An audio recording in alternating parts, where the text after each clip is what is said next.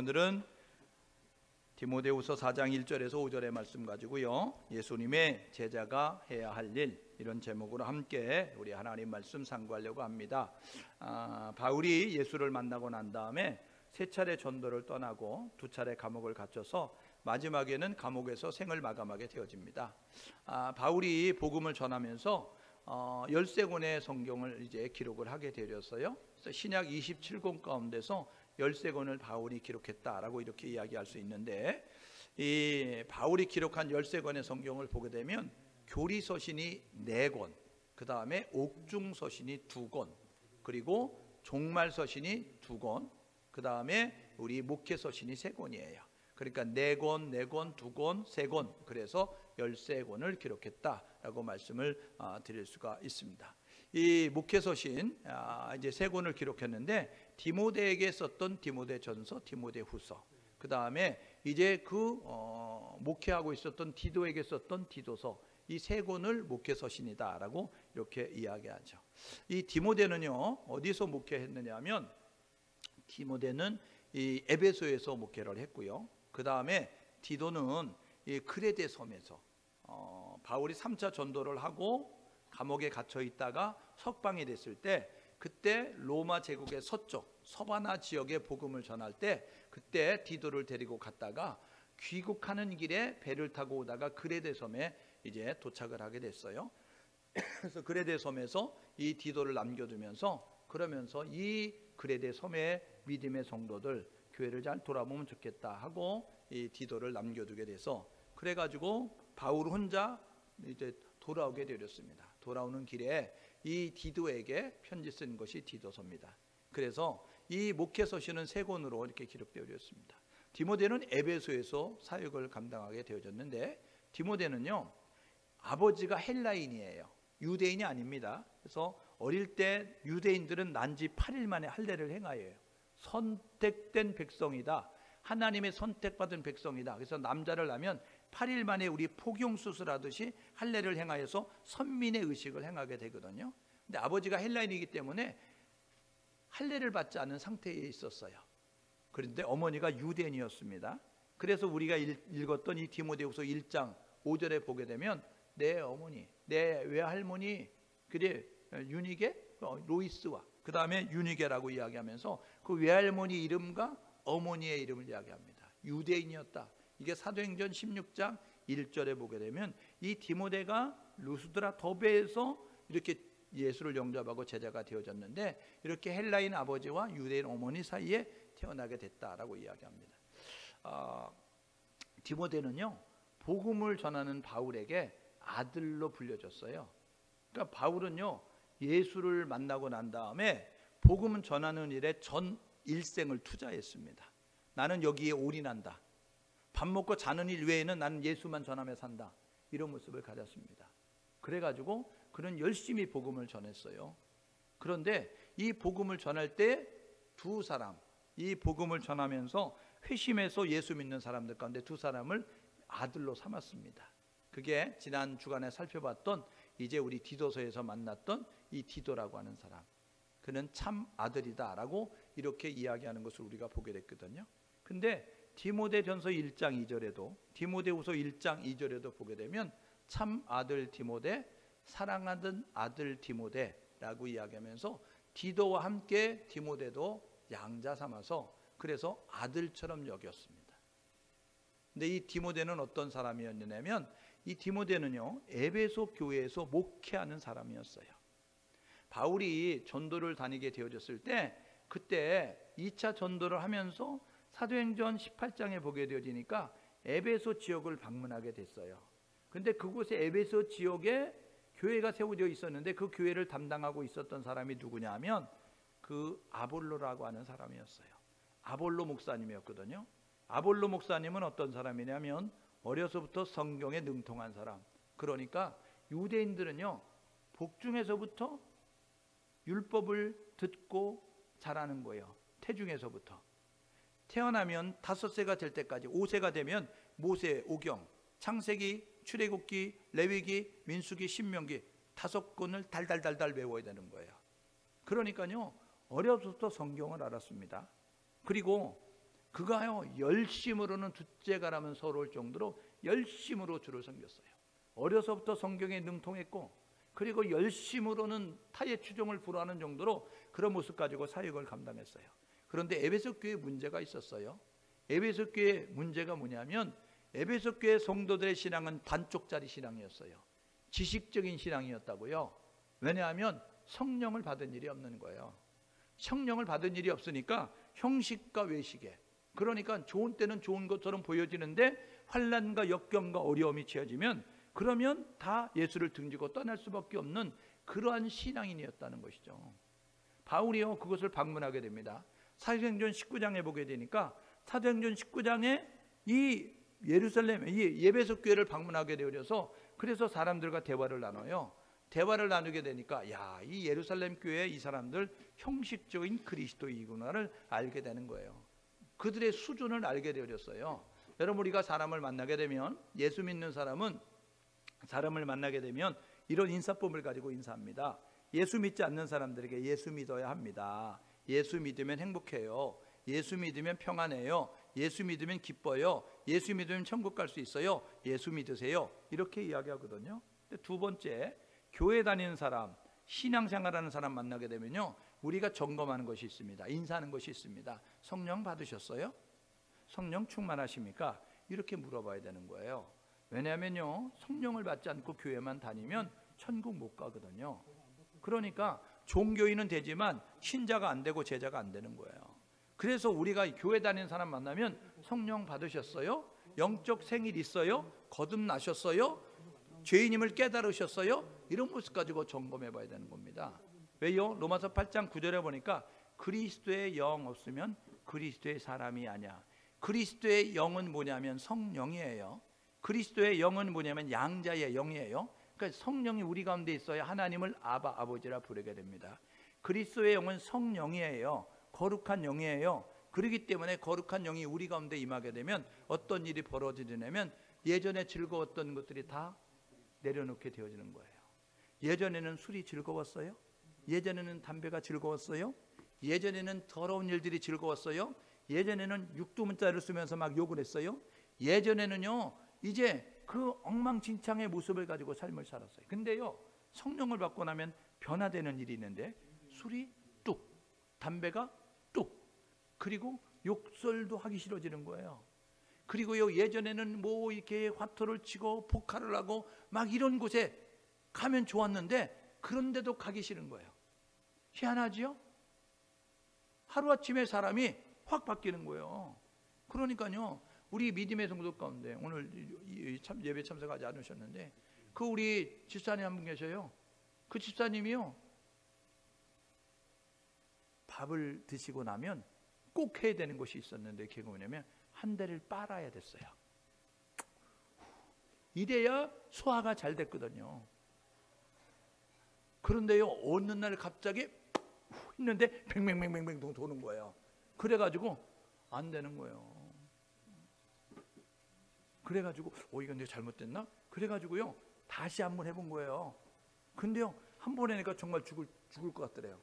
그래가지고 안 하게 되는 거예요. 그걸 하지 마세요. 교회 다니는 사람이 어떻게 담배를 피워요? 이렇게 하지 않아도 어느 날 성령을 받게 되니까 한 번 했는데 이게 너무 죽겠는 거예요.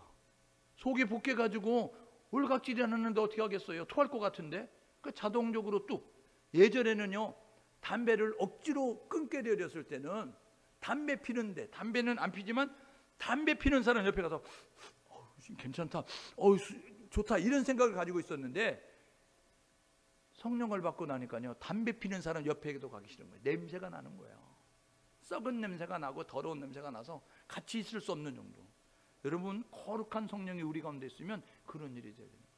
예전에는요, 더러운 말들 해도 그냥 무던하겠어요. 그런데요, 이 더러운 말을 하면 이게 속에서 뒤집어지는 거예요. 속에서 막 충동질이 나고 울각질이 나고 막, 그래서 견딜 수 없는 모습. 그래서 영적 충돌이 일어나는 거 아세요?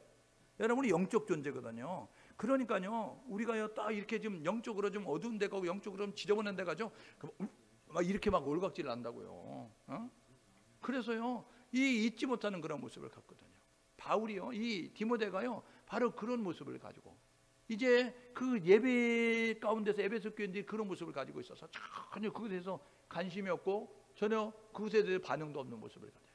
그런데요, 바울이 가서 딱 보니까 이 사람들이 전혀 그런 일이 없는 거예요. 그래가지고 이야기하는 거예요. 너희가 믿을 때 성령 받았냐? 그러니까 성령에 대해서 배운 적이 없고 성령에 대해서 알지도 못하고 성령도 받지 못했으니까 그거 언제 받아요? 나 교회 다닌 지 몇 년 됐는데 더 다녀야 받아요? 이런 이야기하고 그거 어디 가면 사요? 이야기하면서 어디 가면 살 수 있냐고 이렇게 물어보기도 하고. 그러니까요, 바울이 기가 막혀서 바울이 말씀을 전해요. 야, 성령을 받는 거는 이렇게 받는 거야.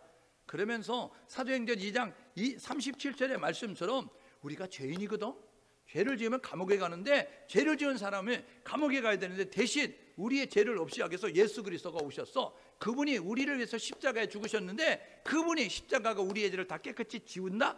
그러니까 예수의 피가, 예수님의 십자가가 우리의 죄를 씻는다는 사실을 기억하면서 예수를 믿어야 돼. 우리가 죄인임을 인정하고 예수님이 우리의 죄를 담당하셨다는 것을 믿고 그분의 피 공로가, 보혈의 공로로 우리가 죄 사함을 받으니까 죄인임을 인정하고 예수님이 나를 위해서 죽으셨고 그 피가 나의 죄로 이제 다 씻게 된다는 사실을 가면서 예수님을 구세주로 영접할 거야. 그런 모습으로 결단해.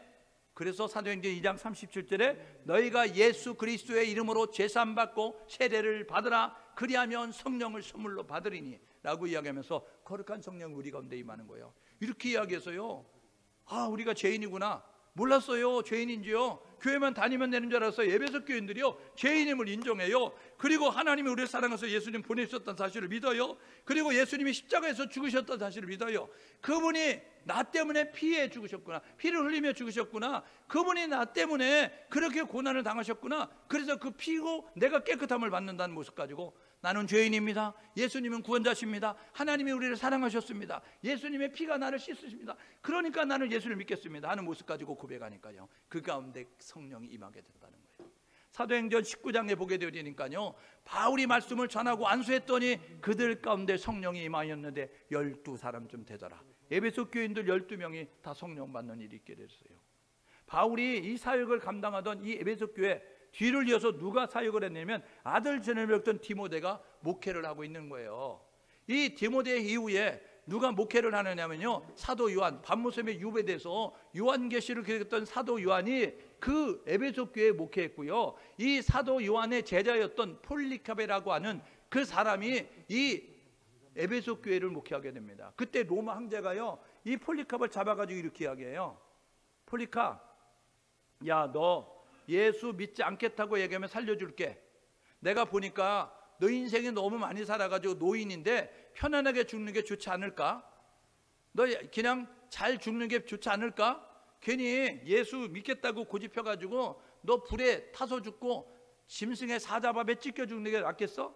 내가 나이를 봐서 내가 한 번 기회 줄게. 예수 모른다고 부인하면 내가 살려줄게. 그랬어요. 그랬더니 폴리캅이 이렇게 이야기합니다. 내 나이가 86세입니다.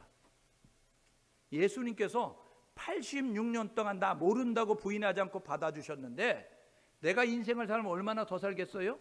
내 나이가 86세입니다. 내가 얼마나 더 살아서 호강하고 내가 얼마나 더 살아서 내가 그 평안하겠다고 예수를 모른다고 부인하겠어? 나를 죽이시오. 나도 예수를 인정할 수밖에 없어. 나는 예수 믿는 사람으로 살다가 죽을 것이오. 그래가지고요, 이 폴리캅이 순교하기까지 여러분 예수를 부인하지 않고 살았던 그 에베소 교회의 목사가 누구냐면 폴리캅이었어요. 그러니까요, 이 에베소 교회 목회하고 있는 디모데에게 바울이 다니면서 감옥에 갇혀가지고 아들처럼 여겼는데 마지막 죽는 순간에 아들처럼 여기는 디모데에게 써야 되겠구나 해서 디모데 후서를 썼어요. 디모데 전서는 바울이 세 차례 전도하고 감옥에 갇혔다가 나왔을 때 그때 이제 2차 감옥에 갇히기 전에 그때 썼어요. 그래서 디모데에게 썼던 디모데 전서에는요, 야, 사역은 이렇게 해야 돼 하고 그 사역에 대해서 이야기하고 있는 디모데 전서. 두 번째 감옥에 갇혀서 죽기 임박했을 때 썼던 것이 디모데 후서인데, 이 디모데 후서에서는요, 사역자는 이런 자세를 가지고 살아야 돼, 사역자는 이런 정신을 가지고 살아야 돼, 이런 모습을 가지고 사역자의 자세에 대해서 이야기하고 있습니다. 그래서요, 2장에 보게 되면, 디모데 후서 2장에 보게 되면 너희는 군사처럼 살아야 돼. 너희는 농부처럼 살아야 돼. 너는 경기하는 선수처럼 살아야 돼. 그리고요 2장 24절 2장 24절은요 마땅히 주의 종들은 이렇게 이야기하면서 주의 종의 자세에 대해 이야기하고 있는 것을 우리가 보게 돼요. 여러분, 제자가 어떤 사람입니까? 제자는요 스승에게 가르침을 받는 자가 제자입니다. 그죠? 제자는 어떤 사람이냐면 스승을 본받는 자가 제자예요. 제자는 어떤 사람이냐면 스승이 하던 일을 바톤을 이어봐 가지고 그 일을 행하는 자가 제자입니다. 디모데는요 바울에게 제자였어요. 바울이 선교할 때 같이 따라다니면서 그러면서 복음을 전하고 병든 자를 고치며 그러면서 하나님의 그 진리의 말씀을 가르치는 그 일을 옆에서 보면서 사역을 이렇게 하는 것이구나, 사역자는 이렇게 살아야 되는구나를 배우게 되었어요. 디모데가 바울이 하던 일을 이어서 에베소 교회에서 행하는 것처럼 우리가 주님의 제자입니다. 우리가 주님의 제자라고 하면 우리는 주님의 제자로서 주님이 하셨던 일을 이어받아서 행하는 것이죠. 주님이 이 땅에 오셔서 하신 일은 3대 사역을 감당하셨어요. 진리를 가르치십니다. 천국 복음을 전파하십니다. 병든 자를 고치고 악한 영에 사로잡혀 가지고 끌려다니고 불에도 물에도 넘어지면서 저주 아래서 비참하게 살아가고 있는 그러한 사람들, 악한 영에서 노임받게 하는 그 일을 감당하는 치유 사역을 감당하셨거든요. 그렇다고 하면 주님이 승천하시면서 부탁하신 말씀이 있습니다. 무슨 말씀은 아니면 너는 모든 족속으로 제자를 삼아 아버지와 아들과 성령의 이름으로 세례를 주고 내가 너에게 분부한 모든 것을 가르쳐 지키게 하라. 예수님께서 승천하시기 직전에 제자들에게 그렇게 말씀하셨거든요. 3대 사역을 감당하라는 거예요. 내가 했던 그 일, 내가 다시 올 건데 그때까지 너희들 이 일을 잘 감당하고 있으면 좋겠어. 예수님이 부탁하셔서 위임 대명령, 우리에게 주신 선교 대명령, 그것이 마태복음 28장 20절 18절에서 20절의 말씀에 있는 내용이라는 거예요. 그러면 제자가 해야 할 일이 뭘까? 예수님의 제자로서 우리가 해야 될 일이 뭘까? 첫 번째는 1절에 있습니다. 하나님 앞에 살아있는 자를 심판하실, 죽은 자를 심판하실, 다시 나타나실 예수 그리스도의 이름으로 내가 엄히 명하노니 라고 이야기하면서 1절에 이야기합니다. 첫 번째, 제자가 해야 될 일은 뭐냐면 종말이 있다는 사실을 기억하라는 겁니다. 끝이 있다는 사실을 기억하라는 거예요. 여러분, 종말은 두 종류의 종말이 있습니다. 끝은 두 종류의 끝이 있는데 하나는 뭐냐면 우리의 인생의 끝이 있다는 거예요. 인생의 끝이 있다는 것은 뭐냐면 죽음이 있다는 것입니다. 히브리서 9장 27절에 보니까 한 번 죽는 것은 정하는 것이다 라고 이야기하면서 모든 인생은 다 죽는다는 거예요. 죽음을 피할 수 있고 죽음을 뛰어넘을 수 있는 인생 아무도 없다는 것이죠. 돈이 많은 재벌도 죽어요. 그래서 우리가 흔히 삼성에 돈 많았던 이병철 회장을 돈병철 그랬어요. 돈이 많아가지고. 그 이병철 회장도 죽고, 여러분 그 현대의 그 이제 오늘였던 그 이제 정정 회장도 죽고, 여러분 다 죽는 거예요. 재벌들이 안 죽을 것 같아도 다 죽는 거죠.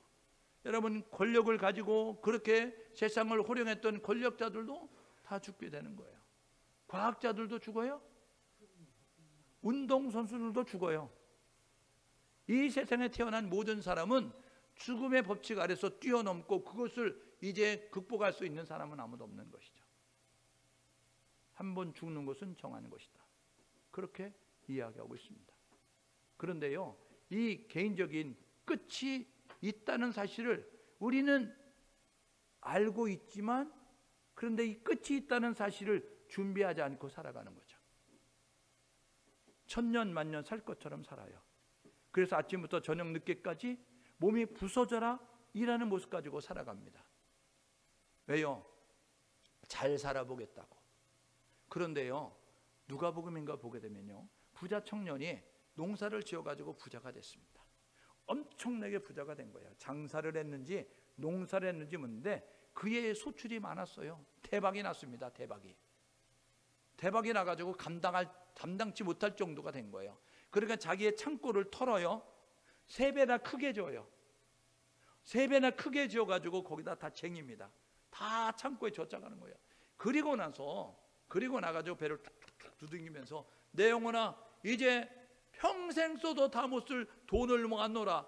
야 내 영혼아 이제부터 먹고 마시고 즐기자 라는 모습 가지고 두 다리 펴고 이제는 이런 모습 가지고 있게 되는데 음성이 들리는 거예요.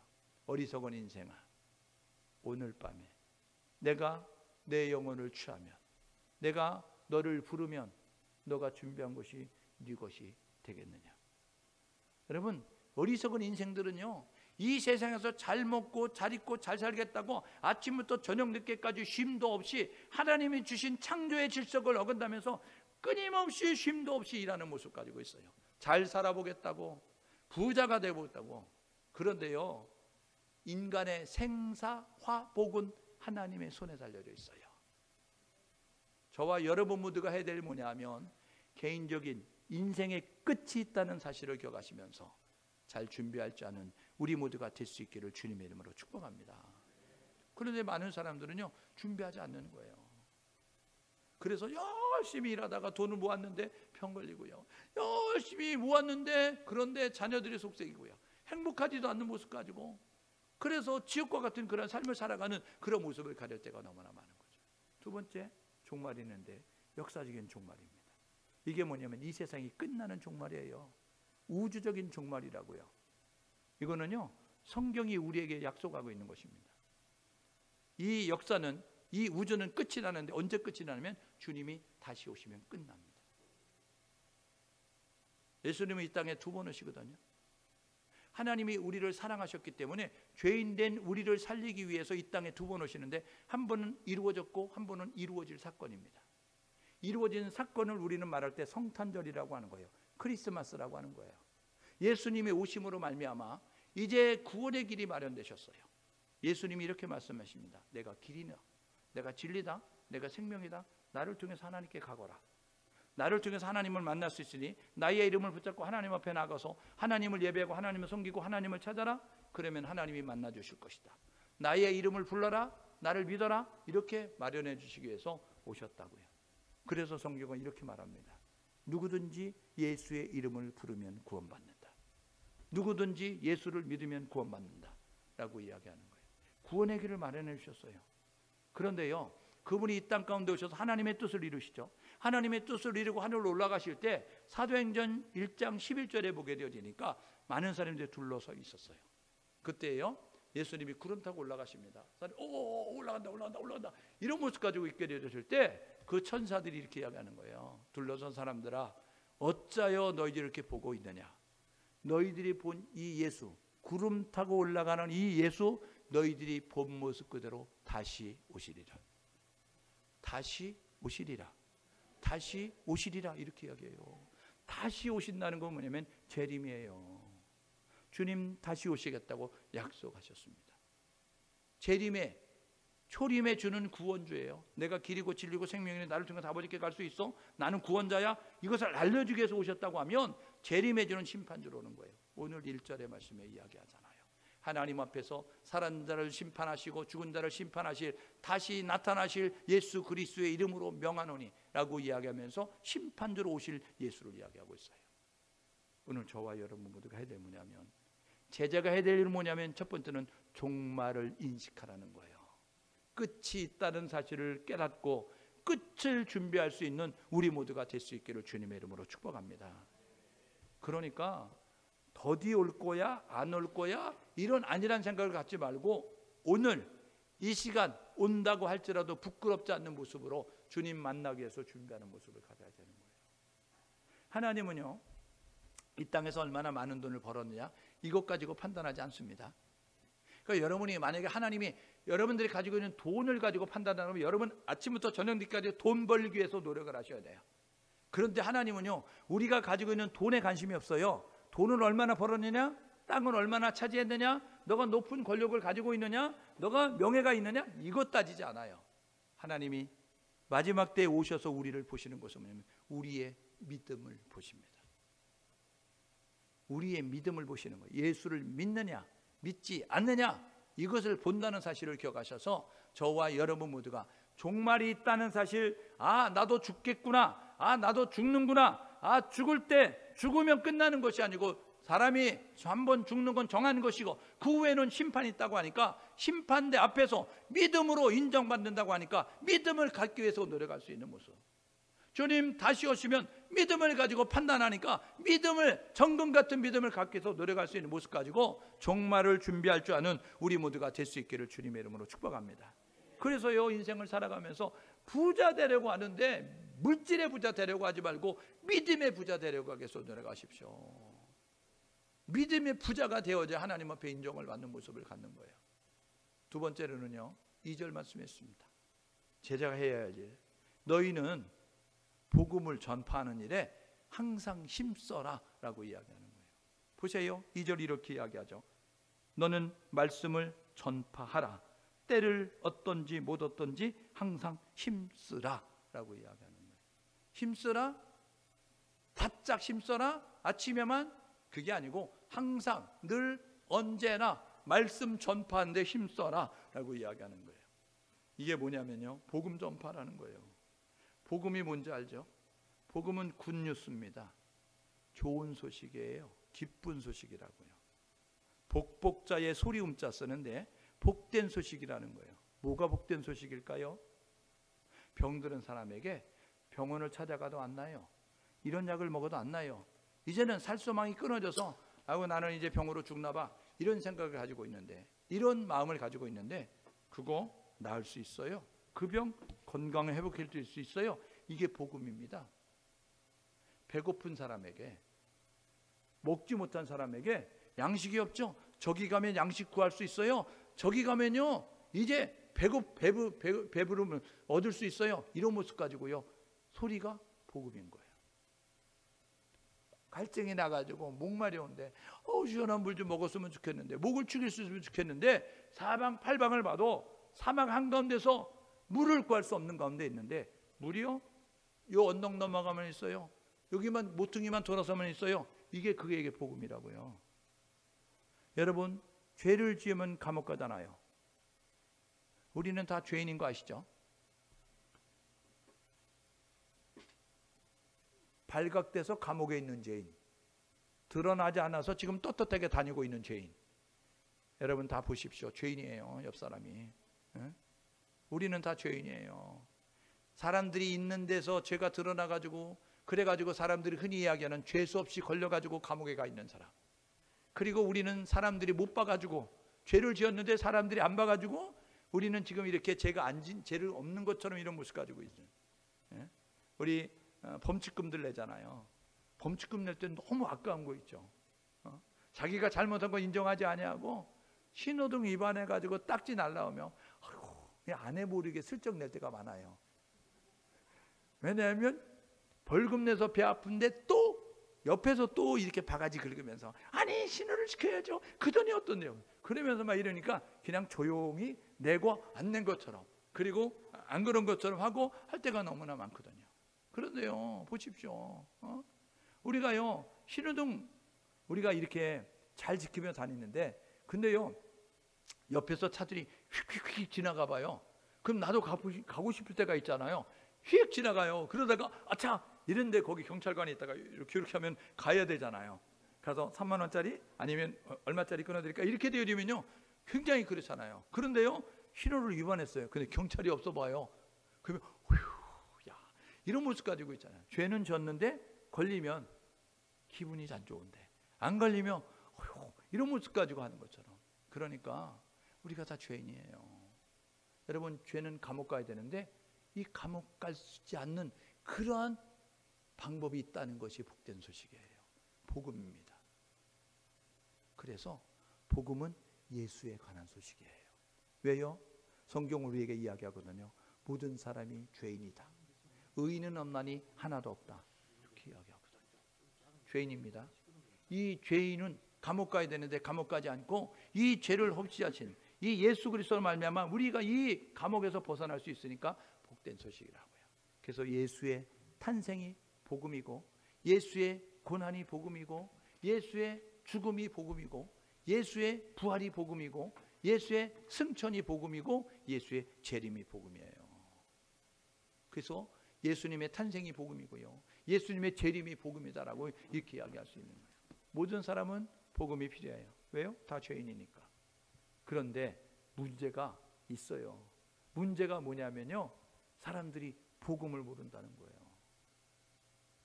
죄인인데 복음을 모른다는 거예요. 왜 복음을 모를까요? 왜 복된 소식을 모를까요? 죄가 있으면 감옥 가야 되는데 이 문제 해결하지 않고 죽으면 지옥 갈 수밖에 없는데, 그런데 사람들이 복음을 모른다는 거예요.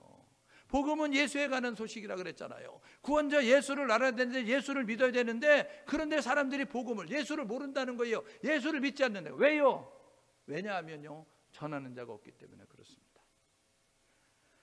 로마서 10장 14절 15절에 보니까 전하는 자가 없는데 어찌 듣겠는가? 듣지 않는데 어찌 믿음 생기겠는가? 믿지 않는데 어찌 부를 수 있겠는가? 부르지 않는데 어찌 구원받겠는가? 아름답도다 전하는 자들의 발이요 라고 이야기한다. 여러분, 우리가 예수를 전하면, 그러면 이 예수를 전하는 우리의 입술을 통해 증거되는 예수가 듣는 사람들이 들으면서 믿음이 생겨지면서 믿음을 가지고 부름으로 말미암아 구원받는 역사가 있게 되는 거예요. 그래서 우리가 해야 될 뭐냐면, 때를 얻든지 못 얻든지 항상 힘써야 되는 것은 복음 전파해야 되는 거예요. 마가복음 16장 15절에 너희는 온 천하에 다니며 만민에게 복음을 전파하라. 온 천하에 다니며 모든 족속, 모든 민족, 모든 나라에 복음 전파하라 라고 이야기하면서 마가복음 16장 16절 이렇게 이야기합니다. 듣고 믿는 자는 구원을 받을 것이고 믿지 아니하는 자는 정죄를 받으리니. 너희가 복음 전하면 다 예수 믿을 거야 이렇게 말하지 않았어요. 너희가 온 천하에서 만민에게 복음 전파하는데 듣고 믿는 자가 있고 믿지 않은 자가 있다는 거예요. 여러분, 예수를 말해도 예수를 인정하고 고백하는 사람이 있고 예수를 인정하지 않고 이제 그것을 거부하는 사람이 있다는 것입니다. 그런데요, 예수를 믿는 사람의 받는 결과와 예수를 믿지 않고 거절하고 거부하는 사람의 결과가 확연히 다르다는 것을 마가복음 16장 16절은 우리에게 이야기를 해주고 있습니다. 예수를 부를 수 있도록, 예수를 믿을 수 있도록 복음 전파에 최선을 다하는 우리 모두가 될 수 있기를 주님의 이름으로 축복합니다. 듣든지 아니 듣든지, 때를 얻었든지 못 얻든지 우리가 항상 힘써야 되는 것은, 애써야 되는 것은, 노력해야 되는 것은 복음 전파라는 사실을 기억하셔서 복음을 전하는, 예수를 말하는 우리 모두 될 수 있기를 주님의 이름으로 축복합니다. 제자가 될 세 번째 일, 3절 말씀했습니다. 오늘 3절에 보니까 이렇게 이야기합니다. 때가 이르리니. 이 때는요, 두 종류의 때가 있어요. 여러분, 먼지가 껴가지고 밀어가지고 나오는 때가 말고, 그때 말고요, 손 밀면 나오는 때 말고, 때는 뭐냐면요, 시기라는 거예요. 우리가 흘러가는 역사의 시간, 이게요 크로노스입니다. 크로노스, 시간. 그리고 하나님이 역사의 시간 속에서 임하시는 시간이 있어요. 그게 뭐냐면 카이로스입니다. 예수님이 육신의 몸으로 이 땅 가운데 오신 성탄절, 이게 카이로스예요. 크로노스 가운데서 임하신 하나님의 사건. 예수님의 재림도 때가 되면 하나님께서 이 땅 가운데 오시죠. 갈라디아서 4장 4절은 때가 참에 여자에게서 나게 하시고 율법 아래 나게 하셨다라고 이야기하잖아요.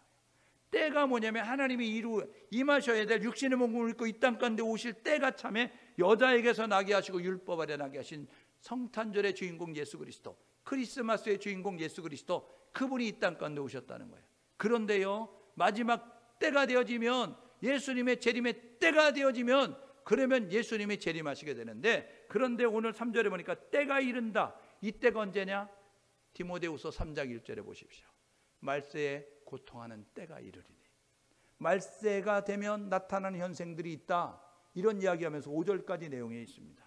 여러분, 우리가 살고 있는 시대를 생각하면서 말씀을 보십시오. 이렇게 이야기합니다. 뭐라고 이야기하냐면, 말세에 믿음의 사람들이 고통당하는 때가 있어.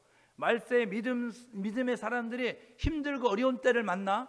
이런 현상들 때문에 2절에 디모데후서 3장 2절에 사람들이 자기를 사랑하느라, 철저하게 개인주의로, 이기주의로 흐르는 거예요. 세상은, 사회는. 두 번째가 뭐냐면 돈을 끔찍이 사랑하는 거예요. 돈을 엄청나게 사랑하는 거예요. 돈 때문에 사람을 죽이고, 돈 때문에 친구도 배신하고, 돈 때문에 형제들끼리 싸우고, 그런 모습 가지고요, 이제 먼저 차지하겠다고, 많이 차지하겠다고 돈을 사랑하는 일들이 있다는 거예요. 세 번째 뭐냐면 자랑하며 자기를 자랑하는 거예요.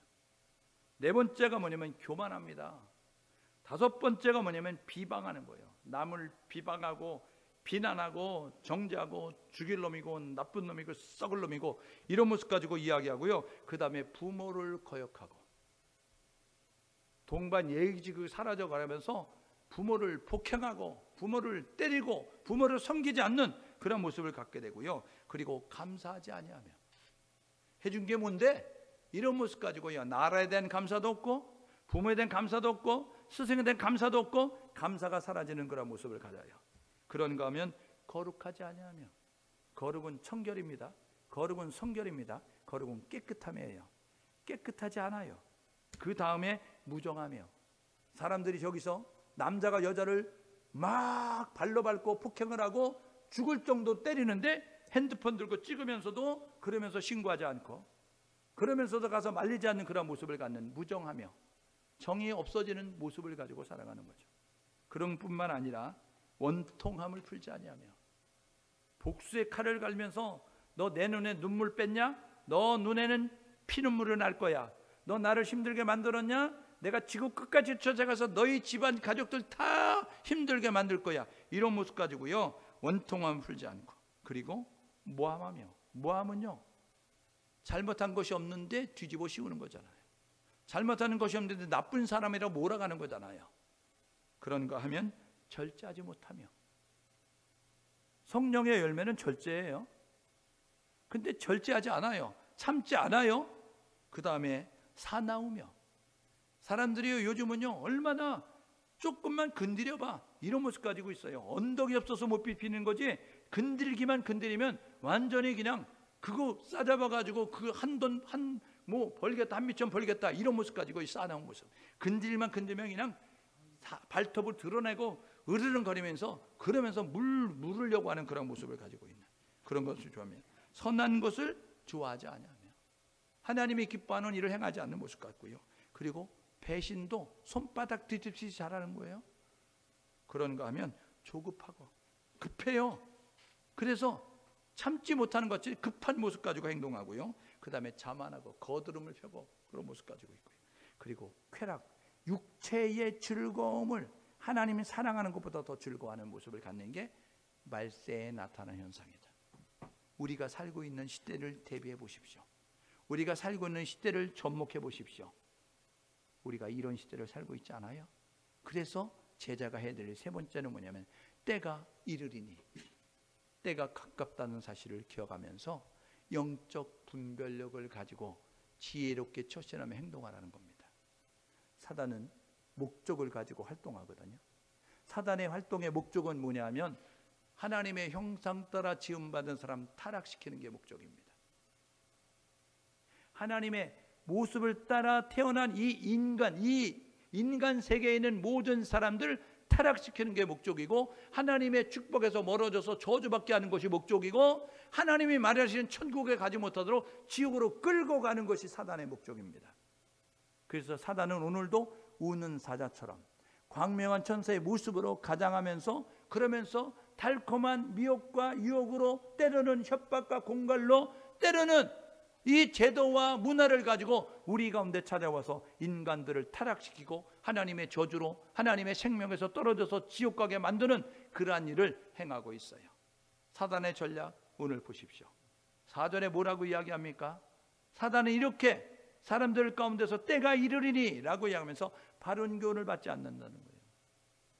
시끄러 하지마 라고 이야기해요. 이스라엘의 백성들이 멸망할 때 왜 멸망한 줄 아세요? 우상 숭배하고 하나님 말씀 거절하기 때문에 멸망당했어요. 그때 하나님께서 이스라엘 백성들에게 보내신 선지자가 있었어요. 남유다에서 선지자를 보내고 북이스라엘 선지자를 보내고 계속 선지자를 보내면서 말씀하셨습니다. 그때의 멸망받을 이스라엘 백성들이 공통적인 특징은 뭐냐면 선지자의 말을 듣지 않았습니다.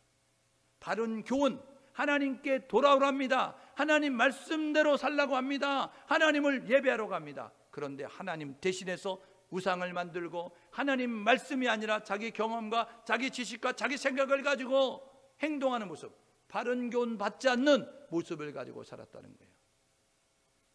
그러면 멸망당하는 것처럼, 그러면 지옥 갈 수밖에 없다는 사실. 그런데 많은 사람들이 바른 교훈을 쫓아가지 않는 거예요. 두 번째는 뭐냐면 자기 사역을 위한 스승을 두고 살아가는 거예요. 자기 개인적인 욕심을 이루어갈 그런 모습 가지고 멘토를 두면서 그 사람을 위해서 나아가는 모습을 갖습니다. 여러분, 인간의 창조 목적이 뭔지 아세요? 우리의 창조 목적은요, 하나님을 영화롭게 하는 거예요. 하나님을 영화롭게 하기 위해서 우리가 창조됐다는 사실을 기억해야 되는데, 사단은 우리로 하여금 하나님을 영화롭게 하기보다는 너 자신을 위하여서, 너의 자아성취를 위하여서, 자아실현을 위해서 나아가라고 이렇게 이야기하면서 가지고 지금 이야기하고 있는 거예요. 세 번째로는요, 허탄한 이야기를 따르게 만드는 것입니다. 우리의 귀를 즐겁게 만들고 우리의 육체의 편안함과 육체의 안전함을 도마 들어가는 모습 가지고 영적인 것에 무지한 모습으로 이렇게 허탄한 이야기를 꾸며가고 있는 모습을 가지고 있어요. 여러분, 사탄의 계계를 알고 저와 여러분 모두가 이 사탄의 계계를 물리칠 수 있는 모습 가지고 나아가는 우리 모두가 될 수 있기를 주님의 이름으로 축복합니다. 그래서 제자들은 이런 자세로 살라는 거예요. 야 디모데, 내가 죽기 전에 마지막으로 하고 싶은 말이 있어. 야 디모데, 내가 너에게 꼭 해주고 싶은 말이 있어. 신중하게 살아, 이야기하는 거예요. 신중은 뭐냐면요, 잘 살피며 살라는 거예요. 여러분, 우리가 설레벌 떠는 사람이 있잖아요. 그냥 대충 얼렁뚱땅 이런 사람 있잖아요. 구렁이 담 넘어가듯이. 그렇게 살면 안 된다고요. 왜요? 우리가 심판대 앞에 서는 날 하나님은 우리의 모든 것을 판단하시거든요. 우리의 행위를 출생부터 죽을 때까지 낱낱이 기록한 것을 같이 돌려보면서 너 이랬잖아 라고 이야기했을 때 빼도 박도 못하고 인정할 수밖에 없는 그런 모습을 가지니, 저와 여러분 모두가 아이고 다 그래, 나만 그런가, 이런 모습 가지고요, 아이고 목사님도 보니까 그렇게 살던데, 아이고 장로님도 보니까 그렇게 살던데, 아이고 교회 다니는 권사님도 보니까 그렇게 살던데, 얼버무리지 말고 그 사람 지옥 간다고 내 지옥 갈 거 아니면, 저와 여러분 모두가 아니면 나 자신을 신중하게 살피면서, 잘 살피면서 죄됨이 없도록 하기 위해서 노력할 수 있는, 죄의 문제를 해결해서 노력할 수 있는 우리 모두가 될 수 있기를 주님의 이름으로 축복합니다. 제자는 이렇게 살아야 된다는 거예요. 고난을 회피하지 마라. 여러분, 디모데후서 3장 12절에 이야기합니다. 뭐라고 이야기하면 디모데후서 3장 12절에 이렇게 이야기하거든요. 뭐라고 이야기하느냐면, 그리스도 예수 안에서 경건하게 살려고 하는 사람들, 예수 안에, 믿음 안에, 신앙 안에 살고자 하는 사람들은 박해를 받으리라. 고난이 있다는 거예요. 어려움이 있다는 거예요. 여러분들이 고난이 없다는 것은 대충 살기 때문에 고난이 없는 거예요. 세상은 다르면 그냥 내버려 두지 않아요. 세상은요, 타협하는 사람들을 그냥 내버려 두지만 타협하지 않고 신앙을 가지고 살아가는 사람들을 그냥 내버려 두잖아요. 어떻게 해서든지 끌어내리고 어떻게 해서든지 그 신앙을 포기하게 만들기 위해서 여러 가지 압박과 핍박과 고난과 역경과 환난과 회유와 협박을 가지고 찾아온다고요. 그런데 제자에게, 디모데에게 주는 바울의 마지막 유언 같은 그 서신은 뭐라 그러면 고난 회피하지 마라. 로마서에 보게 되니까 로마서 8장 18절에 우리가 현재 당하는 고난은 장차 받을 영광과 비교 안 돼. 고난 크면 영광 커, 고난이 많으면 받을 영광이 상급이 커 라고 이야기하고 있다는 사실을 가져서, 예수 때문에, 신앙 때문에 여러분들이 고난 찾아오면 고난을 회피하지 말고 도망하지 말고 고난을 감당하는, 고난을 이겨내는 우리 모두가 될 수 있기를 주님의 이름으로 축복합니다. 전도자, 이렇게 살라는 거예요. 제자는 전도자의 일을 하며 전도자는 복음을 전하는 거예요. 우리는 사명이 있어요. 복음을 전해야 되는 거예요. 예수를 말해야 되는 거예요. 네 번째로는요, 최선을 다하라는 거예요. 최고가 되라고 하지 않았습니다. 최고는요, 우리 가운데 최고는 한 사람밖에 없는 거예요. 다 최고가 될 수 없어요. 왜요? 세상은 상대평가니까. 그죠? 상대평가니까 여기 50명 보이죠? 그러면 1등부터 50등까지 나누는 거예요. 그냥 소수점 몇 자리까지 나눠가지고 이 사람이 출석, 이 사람이 또 성경, 이 사람이 헌금, 뭐 이런 거 가지고라도 등수를 매겨가지고 50명이 모이는 50등까지, 1등, 너는 1등, 너는 2등, 그래도 너는 50등, 이렇게 나눈다고요. 그런데 하나님은요, 상대평가가 아니고 절대평가. 커트라인 만들어 놓고 들어가면 다 합격, 미달되면 불합격, 이렇게만 따진다는 거예요. 그래서 우리에게 소망이 있는 겁니다. 최선을 다하라는 거예요. 최선은 뭐냐면요, 최고는 한 사람이 되지만 최선은 다 될 수 있는 거예요. 과부의 두 렙돈 아십니까? 예수님께서 바라보시면서 이 여자가 가장 많이 넣었어 이야기했어요. 이 여자가 가장 많이 넣었어. 이거 뭐냐면 이 여자가 최선을 다했어 라고 이야기하는 거예요. 제자들이 이야기하잖아요. 아니 가장 많이 넣은 게 아니고요, 아까 유대인이 많이 넣었잖아요, 아까 바리새인이 많이 넣었잖아요, 아까 제사장이 많이 넣었잖아요. 예수님 못 보셨어요? 그 사람들은요 지갑에서 돈을 넣었다니까요. 저 여인은 동전 2개 넣었어요. 동전이 커요, 지폐가 커요. 아이고 돈다발이 커요, 동전이 커요. 이야기하면서 예수님의 그 판단을 시정해 주고자 제자들이 이야기했어요. 그랬더니 예수님께서 아니 그들은 있는 가운데서 일부분을 드린 거고 이 여자는 생활비 전부를 드렸어. 질의 문제라는 거예요. 양의 문제가 아니고 질의 문제. 최선을 다하니까 양으로는 적은 것처럼 보이지만 가장 많이 넣었도다, 잘하였도다, 충성된 종이라고 인정받는 겁니다. 5달란트가 3달란트를 활용하고 사면 60% 힘을 쓰고 산 거예요. 1달란트가 1달란트를 활용하고 사면 100% 힘을 쓰고 산 겁니다. 우리가 하나님 앞에 가면요, 세상에서는 3달란트가 1달란트를 이겨요. 대접을 받는다고요, 칭찬을 듣는다고요. 하나님 앞에 가면 역전이 되는 거예요. 3달란트는 너는 60% 힘쓰고 살았구나, 얘는 100% 힘쓰고 살았다. 최선을 다하여야 인정을 받습니다. 오늘 예배하는 우리 모두가 되면 최선을 다하는 우리 모두가 될 수 있기를 주님의 이름으로 축복합니다. 최고다라고 하지 않았어요. 최선다라는 거예요. 힘쓰라는 거예요. 애쓰라는 거예요. 힘쓰 있습니까? 애쓰 있습니까? 여러분 예배에 애써야 되는 거예요. 여러분 기도에 힘써야 되는 거예요. 그래서요 로마서 12장 12절에 보게 되면요, 기도에 힘쓰라고 이야기하고 있어요. 근데요 기도 우리가 대충대충 할 때가 너무나 많잖아요. 예배 대충대충 할 때가 너무나 많잖아요. 전도 아이고 이 코로나 시기에 무슨 전도를 해, 나만 나오는 것도 감사하지 안 나오는 사람들 태반이나 있는데, 이런 모습 가지고 있으면 아니 되옵니다. 항상 힘쓰라, 최선을 다하라, 애쓰라, 이렇게 말씀하고 있다는 사실을 기억하셔서 오늘 저와 여러분 모두가 이 전도자의 그러한 이제 제자들의 삶의 자세에 걸맞는 모습 가지고 살아가십시오. 오늘 말씀을 통해서 이렇게 결단하십시다. 심판이 있다는 사실을 기억하고 사십시다. 오늘이라도 심판받을 수 있고 오늘이라도 하나님 앞에 설 수 있다는 의식을 가지고 살자고요. 두 번째로는 복음 전파하자고요. 열심으로 예수를 말하자고요. 듣든지 아니 듣든지 믿든지 안 믿든지 때를 얻든지 못 얻든지 우리가 입술을 벌려 말해야 될 것은 구원자 예수, 구원자 예수, 구원자 예수니 예수만 말하며 살자고. 세 번째로는요, 때를 분별하자고요.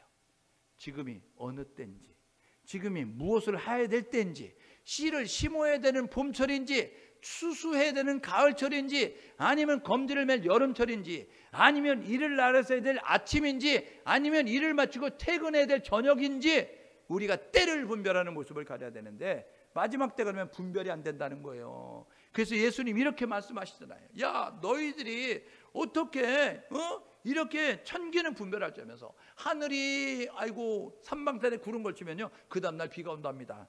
그래가지고 저는요 우리 그 어느 집사님이 알려주셔가지고 삼방산에 구름이 가다가 딱 걸렸으면 내일 비 오는구나 제가 알아요. 그 정말 비가 오더라고요. 예?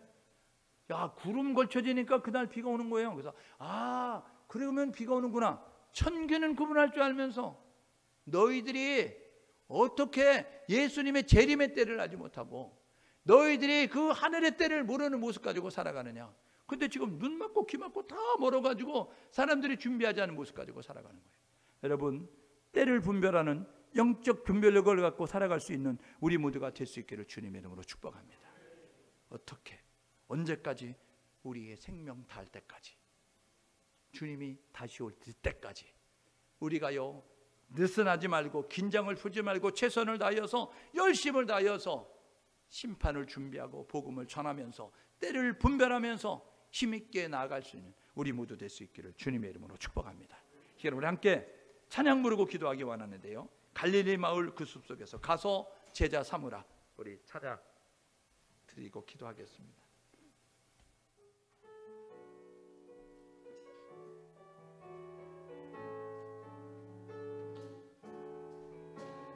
네 마을 그 숲속에서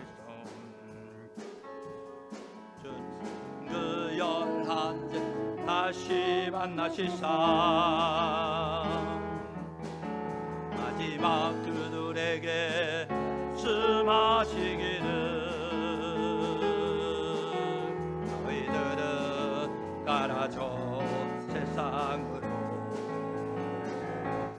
가서 제자 삼으라 세상 많은 사람들은 세상 모든 영혼이 내게 달렸나니